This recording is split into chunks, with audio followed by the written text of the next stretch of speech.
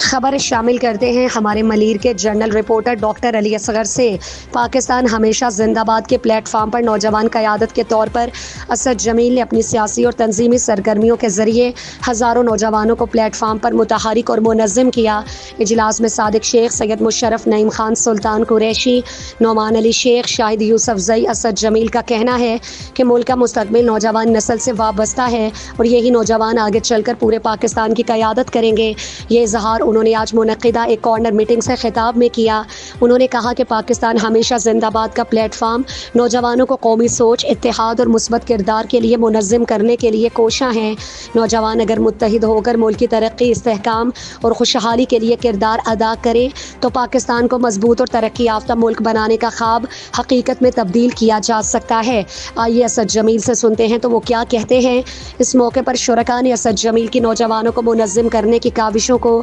سراہتے ہوئے کہا کہ نوجوان نسل کو قومی دھارے میں مؤثر کردار دینے کے لیے ایسی قیادت کی ضرورت ہے جو زمینی سطح پر نوجوانوں کے ساتھ رابطے میں رہے۔ کارنر میٹنگ میں نوجوانوں کی بڑی تعداد نے شرکت کی۔ خوشی ہے اس بات کی کہ جو الحمدللہ ایک پریشر ڈیولپ ہوا اور اس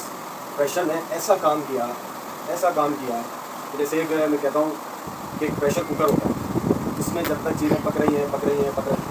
اگر آپ اس کا صحیح استعمال کر رہے ہو تو ٹھیک ہے، اگر غلط طریقے سے استعمال کر دیا تو وہ پھٹتا ہے، اور وہ پھٹنے کے بعد جب باہر آتا ہے تو وہ پورے گھر کو پتہ لگتا ہے کہ اسی طریقے سے مسلم لیگ کاف کے اندر جب چیزیں چل رہی تھیں طریقے کے ساتھ چلنے دیتے بھائی۔ پچھلے 8 سالوں میں الحمدللہ ایک گلدستہ تیار ہو رہا تھا، کارواں چل رہا تھا، قافلہ بن رہا تھا، لیکن جب اس کا غلط استعمال کیا گیا،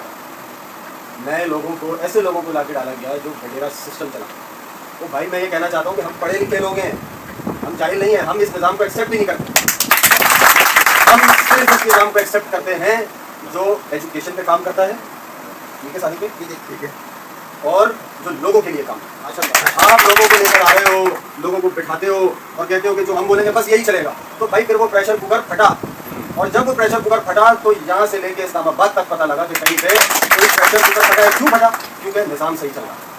قافلہ ایسے نہیں بنتا، محنتوں سے بنتا ہے کہ جو مخالفین ہیں، جو تنقید کرنے والے ہیں،